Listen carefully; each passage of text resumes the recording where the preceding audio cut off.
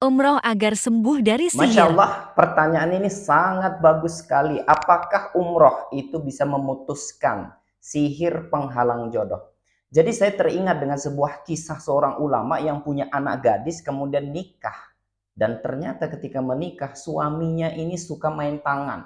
Suka mukul, suka minum khamr, suka main perempuan. Sehingga kemudian anaknya ini awalnya dia pendam. Karena apa? Karena dia takut untuk memberitahukan kepada bapaknya, karena bapaknya ini adalah seorang ulama besar yang terkenal, takut mencoreng nama baik bapaknya. Jadi dia tahan. Tapi lama-kelamaan ternyata suaminya ini tidak berubah dan kemudian akhirnya dia pun menceritakan segalanya kepada bapaknya. Karena bapaknya seorang ulama, maka bapaknya tidak emosi tentu, tapi dia mencari solusi terbaik. Sehingga kemudian dia konsultasi dengan ulama lain. Kemudian ulama yang lain yang dia konsultasi itu mengatakan sebetulnya engkau juga tahu bagaimana untuk menyelesaikan masalah yang sedang kau hadapin ini. Apa? Yaitu umroh.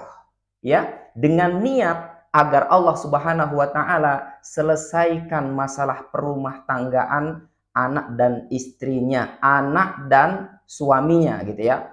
Maka kemudian dia pun umroh dengan niat satu, agar menantunya ini bertaubat kepada Allah Subhanahu wa taala dan dia lakukan semua ritual umroh dan doa dia hanya satu, untuk bagaimana rumah tangga anak dan menantunya ini menjadi baik dan menantunya bisa mendapatkan hidayah dari Allah Subhanahu wa taala.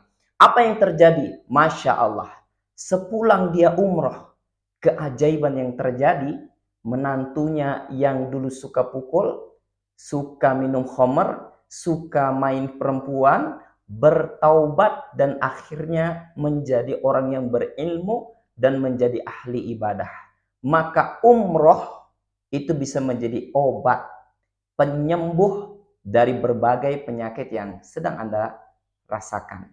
Jadi bagi Anda yang punya uang, punya kemampuan, niatkan dalam hati, tekadkan dalam jiwanya, segera umroh dengan niat agar Anda sembuh. Bagi Anda yang punya pertanyaan seputar gangguan jin dan sihir, silakan Anda tulis di komentar.